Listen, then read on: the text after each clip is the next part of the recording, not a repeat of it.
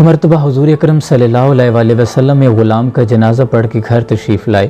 حضرت عائشہ صدیقہ رضی اللہ تعالیٰ عنہ نے آپ کا استقبال کیا اور پھر بڑی حیرت سے آپ کے لباس مبارک کو چھو کر دیکھا تو حضور اکرم صلی اللہ علیہ وآلہ وسلم نے پوچھا، عائشہ خیریت تو ہے؟ حضرت عائشہ عرض کرتی ہیں، یا رسول اللہ صلی اللہ علیہ وآلہ وسلم، میں حیران ہوں، آج اس قدر تیز بارش ہوئی لیکن آپ کے لباس مبارک پر نمی کے ذرا بھی آثار نمایاں نہیں ہیں۔ اس پر حضور نے پوچھا، عائشہ تم نے سر پہ کیا اوڑھ رکھا ہے؟ تو حضرت عائشہ عرض کرتی ہیں، حضور یہ آپ کی چادر مبارک ہے جو میں نے سر پہ اوڑھ رکھی ہے۔ تو اس پر حضور اکرم صلی اللہ علیہ وآلہ وسلم نے ارشاد فرمایا کہ عائشہ آج کوئی بارش نہیں ہوئی لیکن یہ چادر جو تم نے اوڑھ رکھی ہے اس کی وجہ سے تمہاری آنکھوں سے سارے حجابات اٹھ گئے تھے۔ دراصل جو بارش تم نے محسوس کی وہ ظاہری آسمان کی بارش نہیں تھی، وہ رحمت الہی کی بارش تھی جو تم نے اس چادر کی برکت سے محسوس کی۔ سبحان اللہ۔ حضرت علی کرم اللہ وجہہ الکریم کے پاس یہودیوں کا ایک وفد آپ کو علمی اعتبار سے شکست دینے کے ارادے سے آیا، کیونکہ وہ جانتے تھے کہ محمد صلی اللہ علیہ وآلہ وسلم علم کا شہر ہے اور علی اس شہر کا دروازہ ہے۔ اگر ہم علی کو شکست دیتے ہیں تو مسلمانوں پہ بڑا برا اثر جائے گا۔ وفد کے سربراہ نے حضرت علی کرم اللہ وجہہ الکریم سے سوال کیا، علی یہ بتاؤ اس دنیا میں روئے زمین میں سب سے پہلا چشمہ کون سا جاری ہوا؟ قربان جاؤں حضرت علی نے تبسم فرمایا اور فرمایا، پہلے میں تمہیں یہ نہ بتاؤں کہ تمہارے ذہن میں کیا ہے، سچ بتانا، کیا تمہارے ذہن میں یہ نہیں کہ وہ چشمہ بیت المقدس کی ایک چٹان کے نیچے ہے؟ سارا مجمع جامد و ساکت ہوا۔ وہ شخص ششت رہ چکا تھا اور یک لفظ زبان سے نکلا، ہاں میرے ذہن میں یہی تھا۔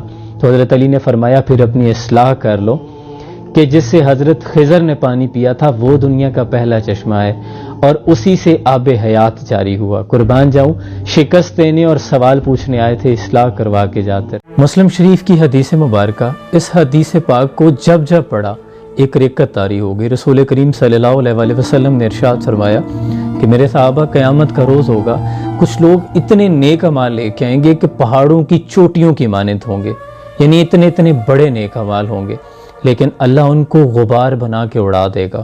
تو صحابہ ڈر گئے، یا رسول اللہ صلی اللہ علیہ وآلہ وسلم ہمیں وہ لوگ بتائیں، ہمیں وہ نشانی بتائیں، کہیں ہم ان لوگوں میں سے نہ ہو جائیں۔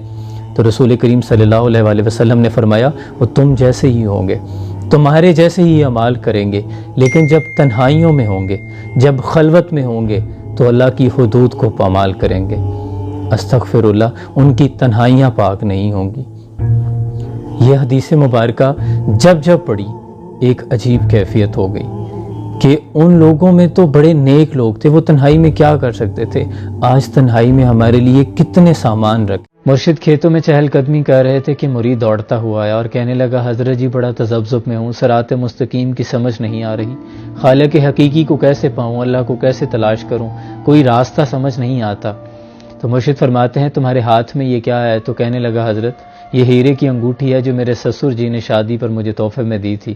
آپ نے ہاتھ آگے بڑھایا کہ انگوٹھی مجھے دو، انگوٹھی پکڑی اور دور کھیتوں میں پھینک دی۔